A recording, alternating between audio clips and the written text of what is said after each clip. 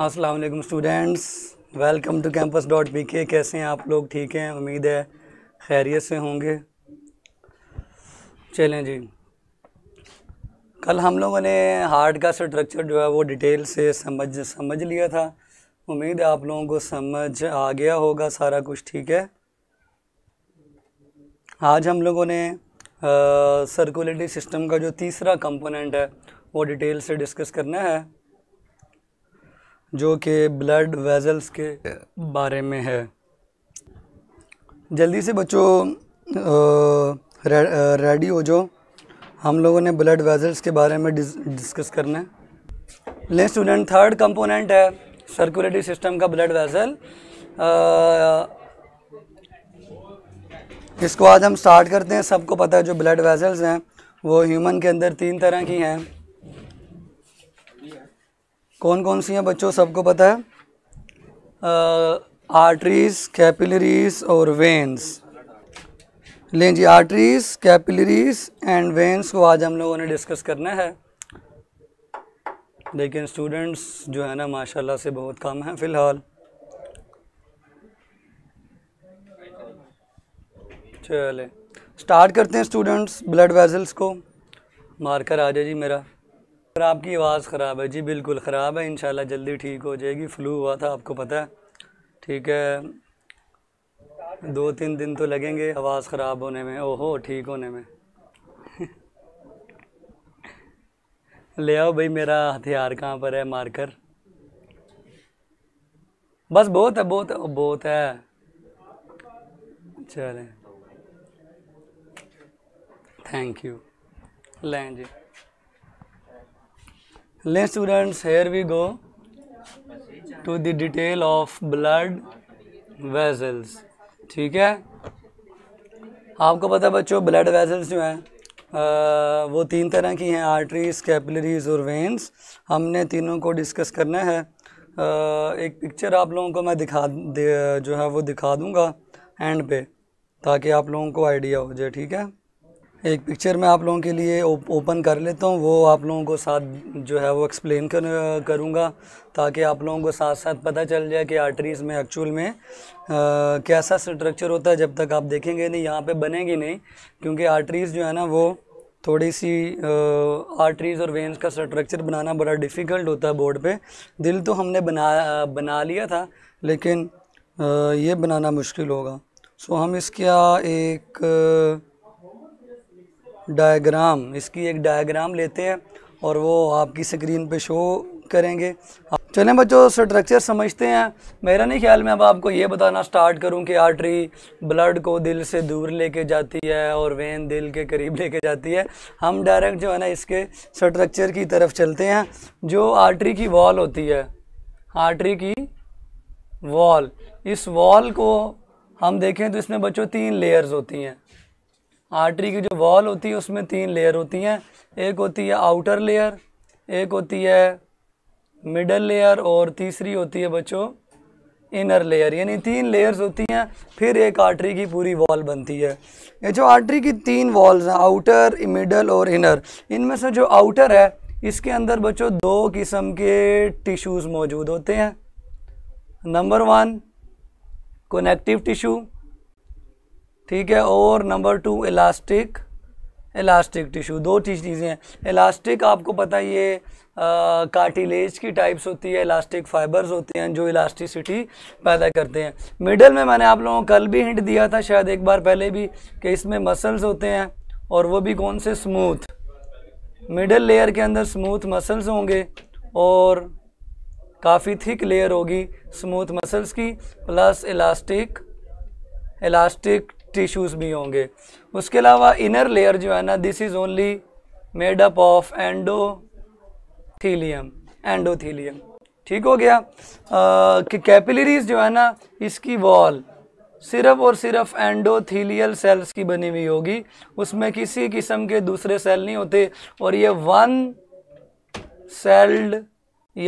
Cell layer होती है। ठीक है, 1 सेल लेयर। ये जो इसकी वॉल होती है ये 1 सेल में, कहीं पर भी 2 सेल इकट्ठे नहीं आते।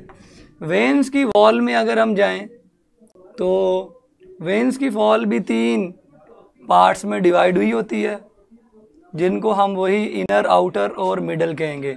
आउटर, मिडल और इनर, ठीक है।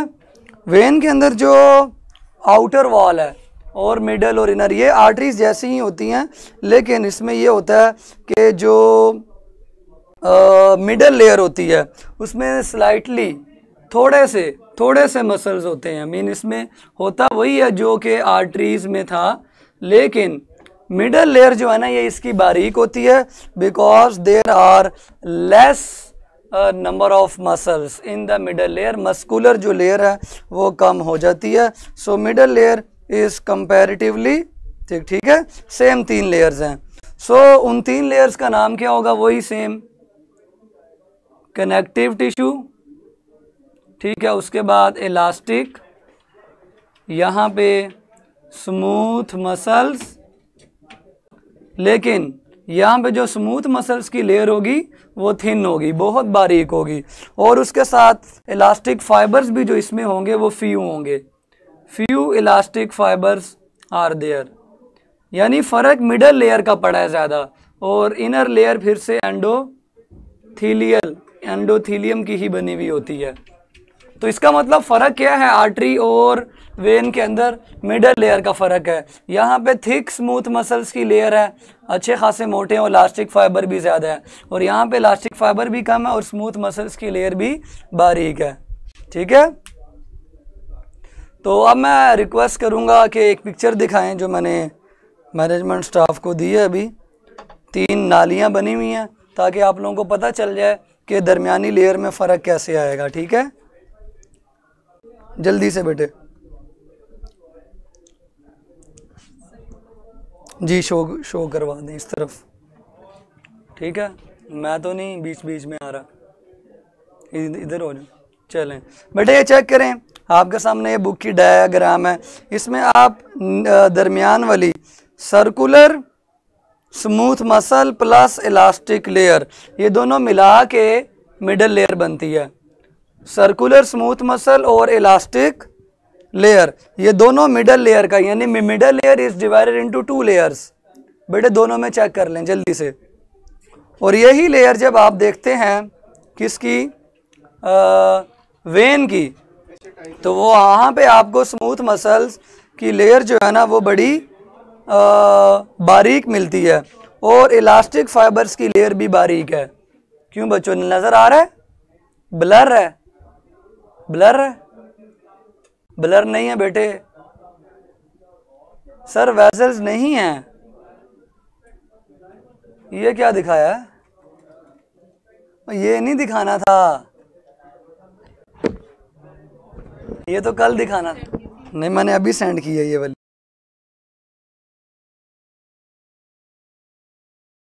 सो बेटा डोंट वरी अबाउट दिस, ठीक है। ये कल दिखाना था। चलें ये भी आप देख लें, ये कार्डिक साइकिल है, ये भी आप देख सकते हैं। वेजल मेरे बच्चों को वेजल दिखाएं, ये बड़े तावले हो रहे हैं, इनको वेजल दिखाएं। मिडल लेयर में फ़र्क चेक करें। प्रैंक हो गया जी बिल्कुल प्रैंक हो गया, कोई बात नहीं बच्चों, ऐसा होता है पाकिस्तान में, ठीक है।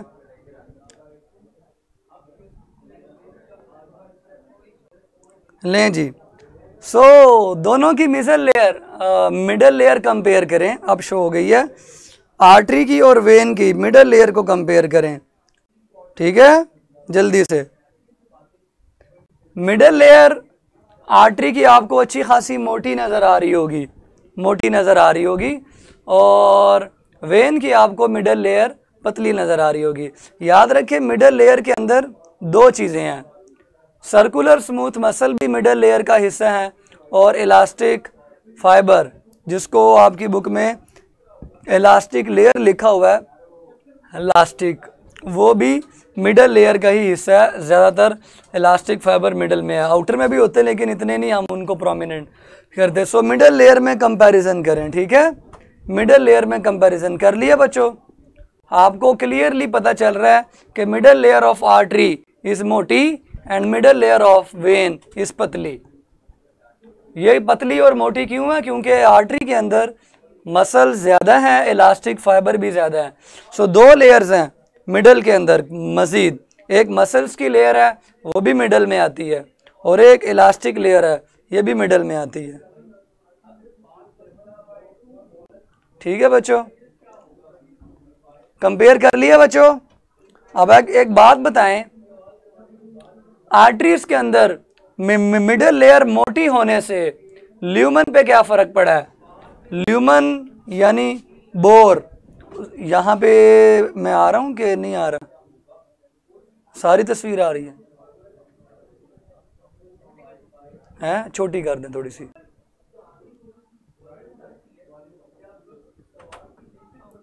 चलें अब मैं आ रहा हूं। चलें अब मुझे एक बात बताएं, ये जो वेसल है, ऐसे वेसल जो बनी हुई है, इस वेसल के अंदर जो ल्यूमन है, ये जो बोर है, ये अंदर वाला हिस्सा, दिस वन, ये वाला, ठीक है, सबसे अंदर वाला, इस पे क्या फर्क पड़ा है? मिडल लेयर के मोटे या पतले होने से दरमियान वाले जो अंदर वाली जो जगह है, ठीक है,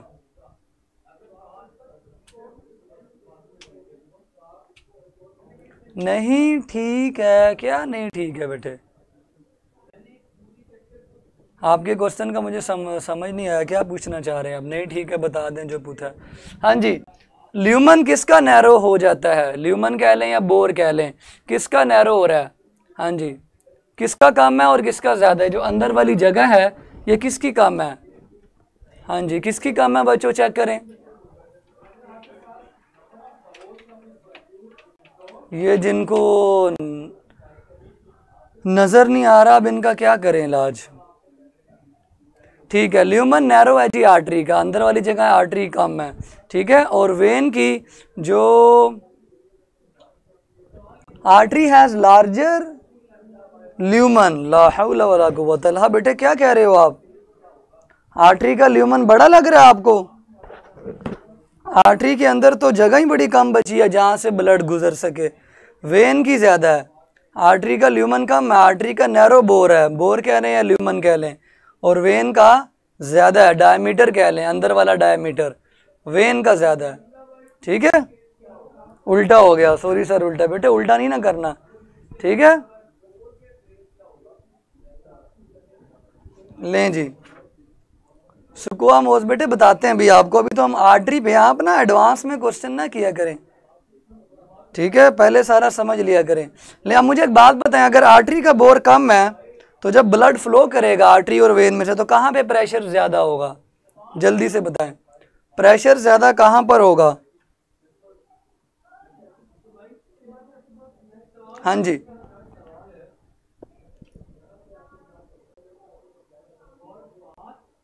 हाँ जी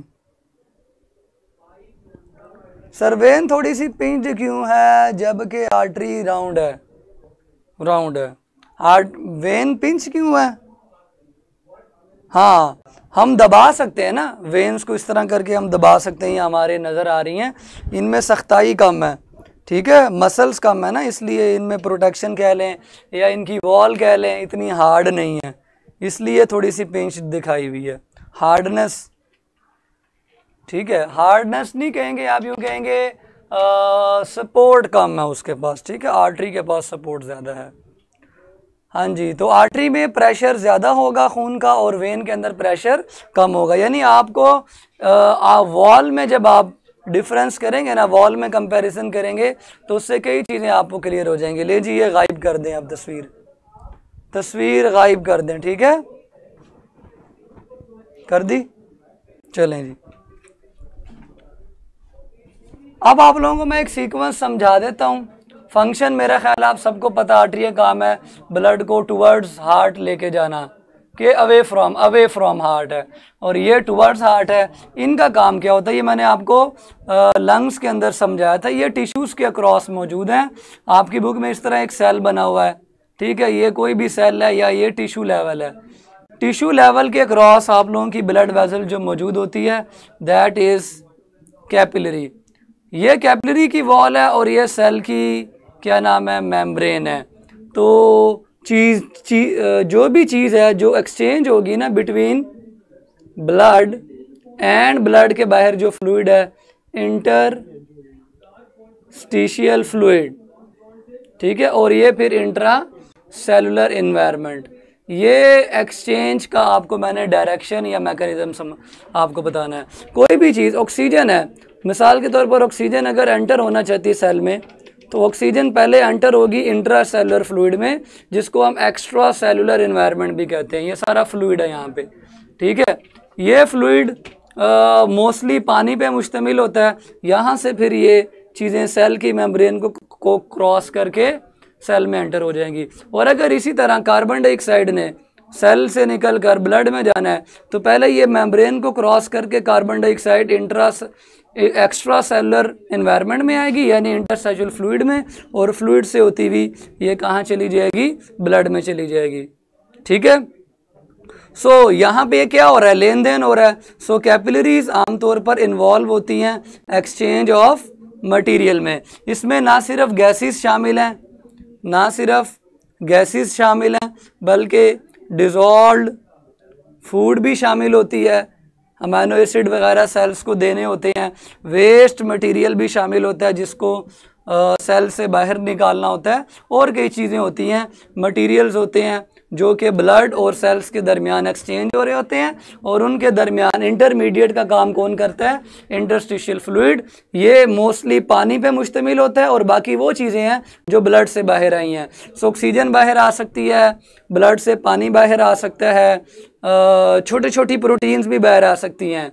बड़े बड़े रेड ब्लड सेल बाहर नहीं आ सकते, क्योंकि इतना साइज़ नहीं है यहाँ पे, इतनी जगह नहीं है कि वो निकल कर इंटरस्टिशियल फ्लूइड में आ सके।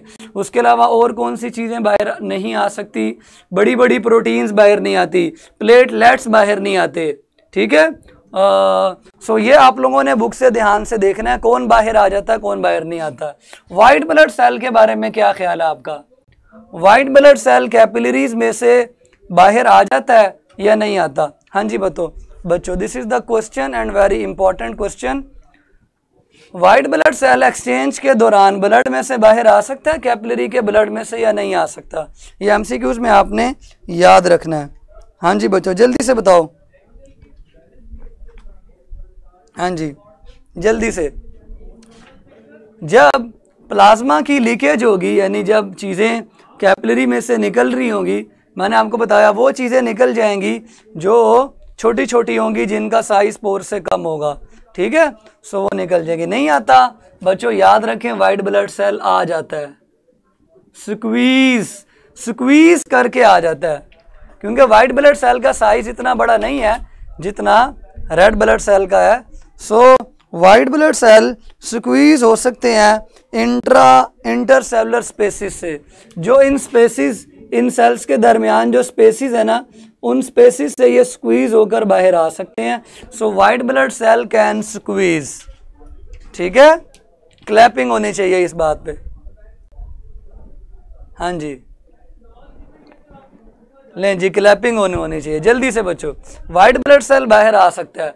रेड ब्लड सेल के बारे में क्या ख्याल है? रेड ब्लड सेल के बारे में क्या ख्याल है? हाँ जी, रेड ब्लड सेल के बारे में क्या ख्याल है? वो बाहर आते हैं कि नहीं आते?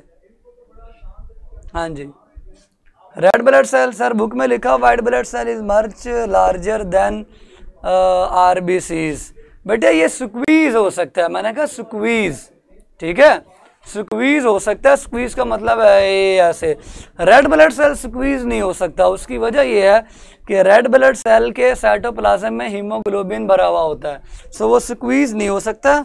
हाँ, वाइट ब्लड सेल का साइज फिक्स नहीं होता, वेरिएबल होता है। बुक में अगर लिखा भी हुआ है ज़्यादा है तो कोई मसला नहीं है। खैर, जो आपको मैंने चीज़ बतानी थी वो ये है कि वाइट ब्लड सेल्स स्क्वीज हो सकते हैं, ठीक है। ठीक है, वो मैंने थोड़ा सा उल्टा बोल दिया। रेड ब्लड सेल ही छोटे होते हैं, लेकिन फिर भी वो बाहर नहीं आते। So white blood cell squeeze हो सकते हैं। वाइट ब्लड, आपको पता है स्क्वीज होने के लिए साइज मैटर नहीं करता। स्क्वीज होने के लिए साइज मैटर नहीं करता। मोटी से मोटी चीज़ भी जो है ना, ऐसे ही करके स्क्वीज होकर बाहर निकल जाती, ठीक है। सो रेड ब्लड सेल स्क्वीज नहीं हो सकता। प्रोटीन्स के बारे में क्या ख्याल है? प्रोटीन्स के बारे में क्या ख्याल है? प्रोटीन सेल प्लाज्मा में से बाहर निकलकर इंटरसेल्यूलर फ्लूइड, इंटरस्टिशियल फ्लूइड में जाएंगी कि नहीं जाएंगी? हाँ जी,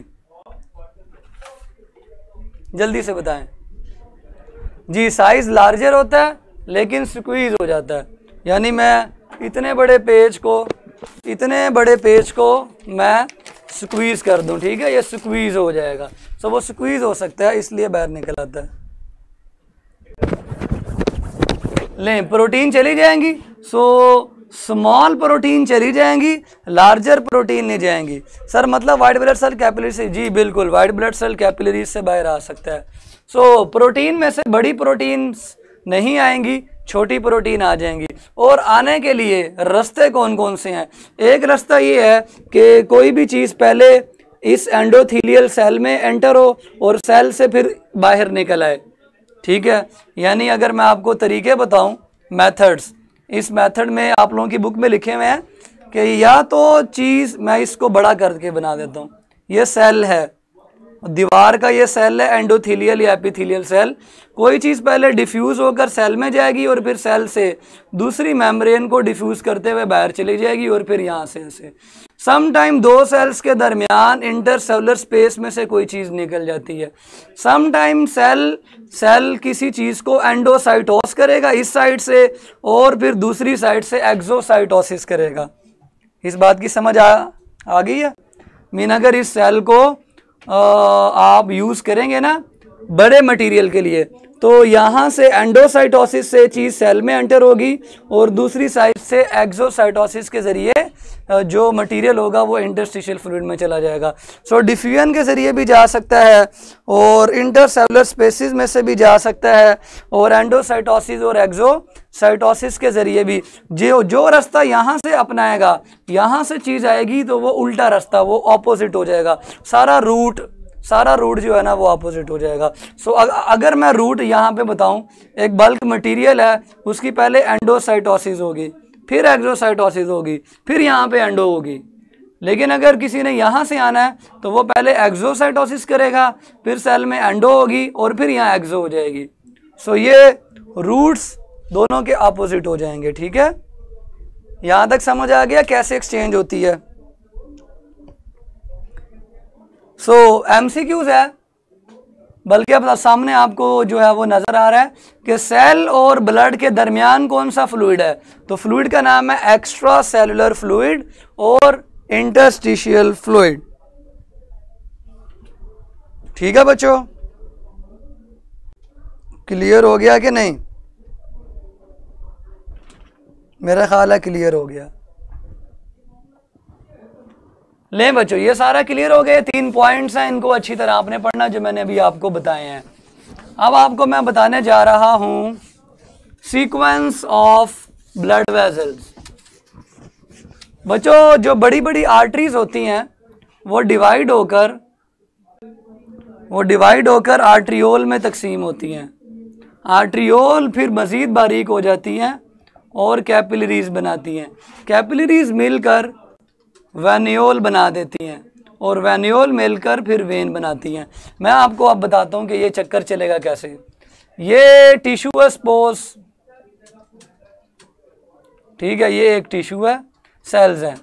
होगा क्या, ये पीछे से एक आर्टरी आएगी, आर्टरी आगे जाके आर्ट्रियोल में डिवाइड होगी, ठीक है। ये आर्ट्रियोल्स हैं। इन आर्ट्रियोल से मज़ीद छोटी छोटी कैपिलरीज निकलेंगी। ये कैपिलरीज हैं छोटी छोटी, ठीक है, और भी निकालना, ये थोड़ी हैं, ठीक है। लें जी, ये कैपिलरीज हैं, ये कैपिलरीज हैं। ये कैपिलरीज इन सेल्स के अराउंड होंगी। अब मैं सेल्स को दोबारा मिटा के, ठीक है, दोबारा से खूबसूरत करके बनाने जा रहा हूँ। ध्यान से आपने देखना है। इनके बीच में बच्चों सेल्स हैं, इनके बीच में क्या है, आपके टिश्यूज़ के सेल्स हैं। ब्लड का फ्लो चेक करें, हाउ ब्लड फ्लोज, ठीक है जी, ब्लड फ्लो।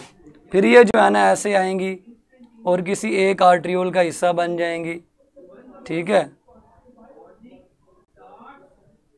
ये वेन्यूल है और वेन्यूल आगे जाके फिर किसी वेन का हिस्सा बनेगी।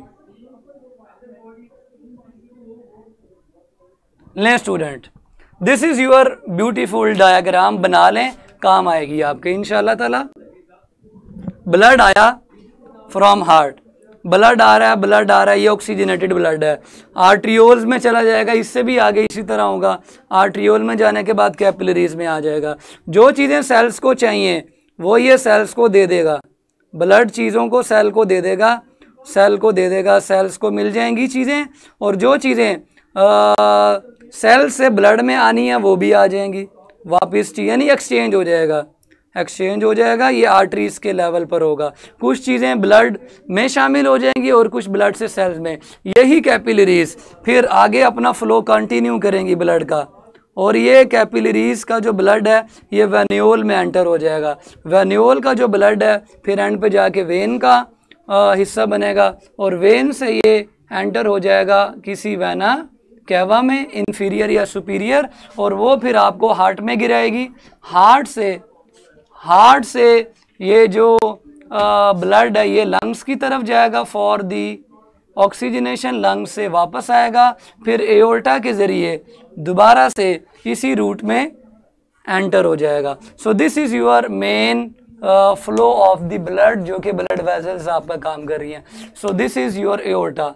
सबसे ज़्यादा ब्लड और प्रेशर एओर्टा में है, एओर्टा के ज़रिए आर्टरी में आता है, आर्टरी के ज़रिए आर्ट्रियोल में आता है, फिर आर्ट्रियोल के ज़रिए कैपिलरी में एंटर होता है। कैपिलरीज आर्ट्रियोल से बनती हैं और वेन्यूल में एंटर हो जाती हैं। कैपिलरीज के लेवल पर लेन देन हो जाता है बिटवीन ब्लड एंड सेल। जिस चीज़ ने ब्लड में एंटर होना है, मसलन कार्बन डाइऑक्साइड ने होना है, वेस्ट ने होना है, और ब्लड से सेल में ऑक्सीजन ने एंटर होना है, फूड डिजॉल्व फूड ने एंटर होना है। सो अच्छी चीज़ें सेल में और बाकी चीज़ें जो नहीं चाहिए वो ब्लड में चली जाएंगी, ताकि ब्लड उनको लेके वापस चला जाए, और ये ब्लड फिर इन्हीं कैपिलरीज से वापस नहीं जाएगा। अब ये अपना सफ़र कंटिन्यू रखेगा, ऑटोमेटिकली इन कैपिलरीज से वेन्यूल बन जाएंगे। इसीलिए आप देखेंगे कि इससे पहले वाली कैपिलरीज रेड और इसके बाद वाली कैपिलरीज को ब्लू कलर में शो किया गया होता है। मीन एक्सचेंज से पहले रेड और एक्सचेंज के बाद ब्लू। सो यही कैपिलरीज एक्सटेंड होके वेन्यूल में, और वेन्यूल फिर वेन में, और वेन फिर वेना कैवा में, और इस तरह वो हार्ट में, और हार्ट से फिर ये एक चक्कर लंग्स का भी लगेगा फॉर दी ऑक्सीजनेशन। क्यों बच्चों, क्लियर हो गया ये सारा फ्लो? ये बना लें, ये इंशाल्लाह आपके बड़ा काम आएगा।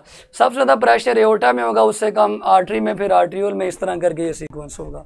ठीक है स्टूडेंट्स, इज इट क्लियर कि किस तरह ब्लड जो है ना वो फ्लो करेगा और कैसे कैपिलरी इसी से आगे एक्सटेंड होकर वेन बन जाएंगी।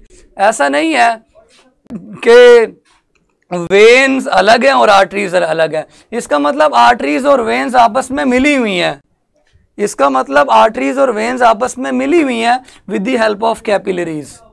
ये देखें, ये आर्ट्रियोल्स और ये वेन्यूल, ये दोनों मिले हुए हैं with the help of capillaries. अब क्वेश्चन ये है कि इनका ब्लड मिक्स क्यों नहीं होता? क्योंकि बीच में कैपिलरीज हैं जो एक्सचेंज कर रही हैं, और ब्लड का फ्लो ये है, फ्लो की वजह से मिक्स नहीं होता। मिक्स तब होता जब इसका फ्लो भी इधर होता और इसका भी इधर। ये एक फ्लो है ऐसे, ठीक है, इसलिए मिक्सिंग का कोई चांस नहीं है। ठीक है बच्चों, समझ आ गया सबको? चलें जी, वेरी गुड।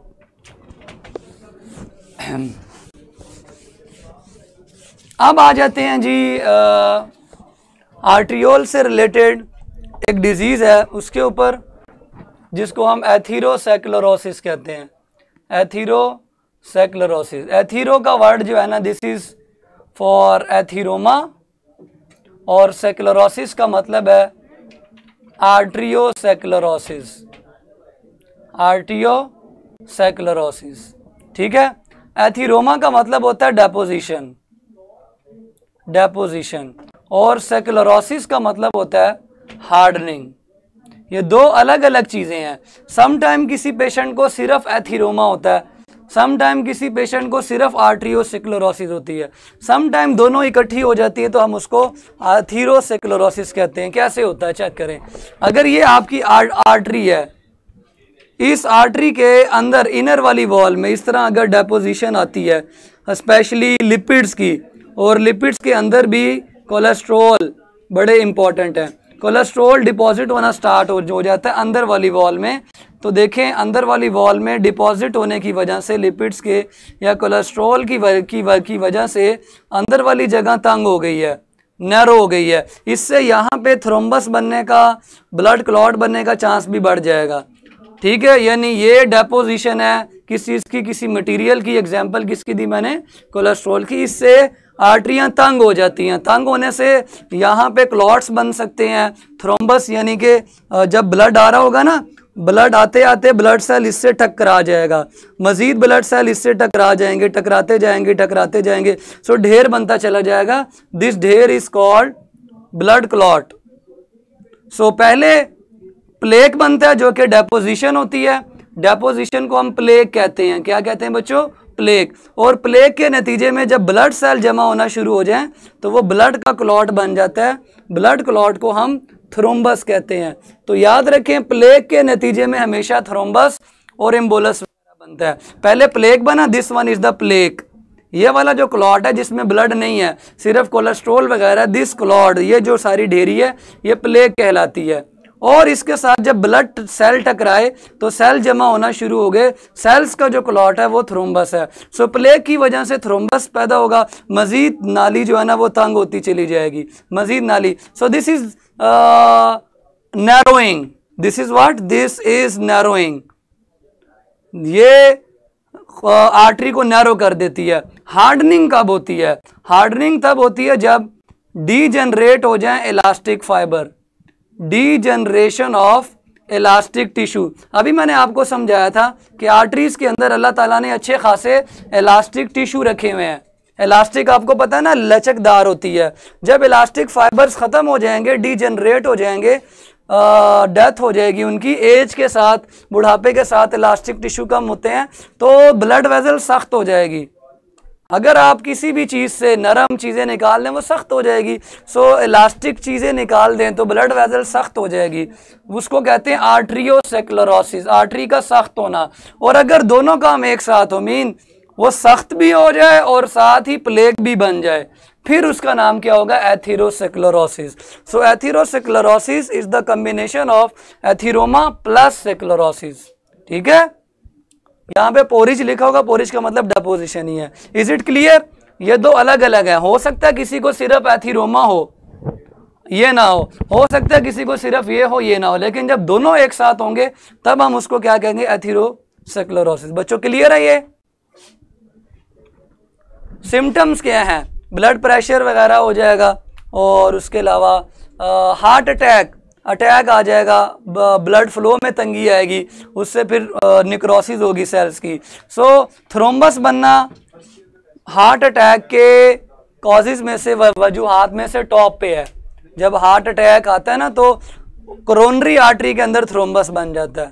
ठीक है, मीन वहाँ पे ये जगह तंग हो जाती है, फिर ब्लॉक हो जाती है। सो अगर किसी टिश्यू की डेथ हो तो पहले यही चेक किया जाता है कि भाई इसकी ब्लड वेसल तो नहीं ब्लॉक हो गई, तंग तो नहीं हो गई। उसके अलावा आप लोगों को पता होगा vasoconstriction versus vasodilation. Do you know about this? Vasodilation and vasoconstriction, blood vessel का सिकुड़ जाना और ब्लड वेसल का फैल जाना, क्या वजह होगी इसकी? अल्फा है कनेक्टिव टिश्यू, बीटा है इलास्टिक टिश्यू, चार्ली है मस्कुलर या मसल टिश्यू, डेल्टा है एंडोथीलियम टिश्यू। हाँ जी, किसकी वजह से ये दोनों काम होते हैं? कोई बताएगा जवाब जल्दी से? देखते हैं आप लोग कितने से आने हैं। ये दोनों चीज़ें किसकी वजह से होंगी? जल्दी से बताओ बच्चों। शाबाश सर जी, मैंने पढ़ा था हार्डनिंग और डेपोजिशन सेम बात है। नो, मैंने इतनी देर से क्या समझाया, कोई मेरी भी बात का ख्याल कर लिया करें बच्चों। सेम नहीं है, अलग अलग है। ठीक है, रिलेटेड ज़रूर है, रिलेटेड है, मसल्स है। स्मूथ मसल्स जब कॉन्ट्रैक्ट हो जाएंगे तो वेसल कंस्ट्रिक्ट हो जाती हैं, ऐसा सर्दियों में होता है, ठीक है, ताकि ब्लड बीच में कम फ्लो हो, हीट लॉस ना हो। ये आप लोगों ने थर्मो रेगुलेशन में पढ़ा था, दोबारा पढ़ेंगे।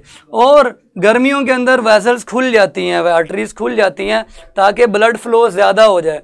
ब्लड फ्लो ज़्यादा होने से क्या होगा, हीट लॉस ज़्यादा होगी, गर्मियों में ऐसा होगा। So it is control by muscle, और ये काम होता है या नर्वस की वजह से या एंडोक्राइन सिस्टम की वजह से, यानी सम टाइम नर्वस और some time endocrine system in इस प्रोसेस को कंट्रोल कर रहा होता है, ठीक है।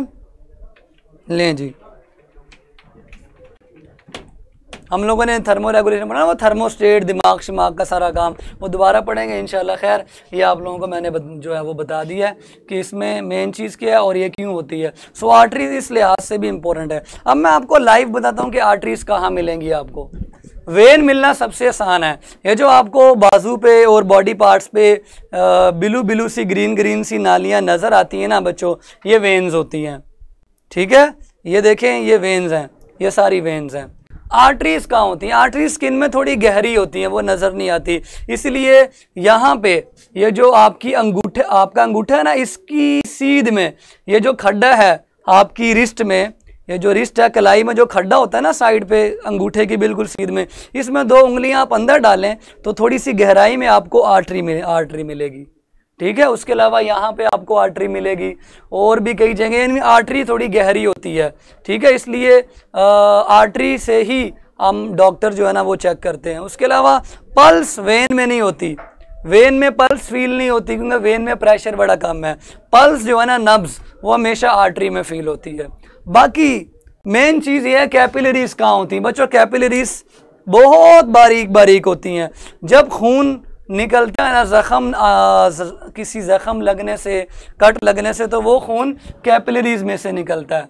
और अगर जख्म गहरा हो तो वेन कट जाती है, और अगर बहुत गहरा हो तो आर्टरी कटती है। छोटे मोटे जो जख्म होते हैं, जब खून निकल आता है, जब रगड़ लगती है तो खून निकल आता है। आप गिरे हैं, थोड़ी से आपको रगड़ लगी है, घसीट लगे हैं, तो वो खून निकलता है कहाँ से? कैपिलरीज से। वेन से खून निकलता है तो बहुत ज़्यादा खून निकलता है, बहुत ज़्यादा लॉस होता है। कैपिलरी में थोड़ा थोड़ा खून होता है, इसलिए वो रस के बाहर निकल रहा होता है। सो इसलिए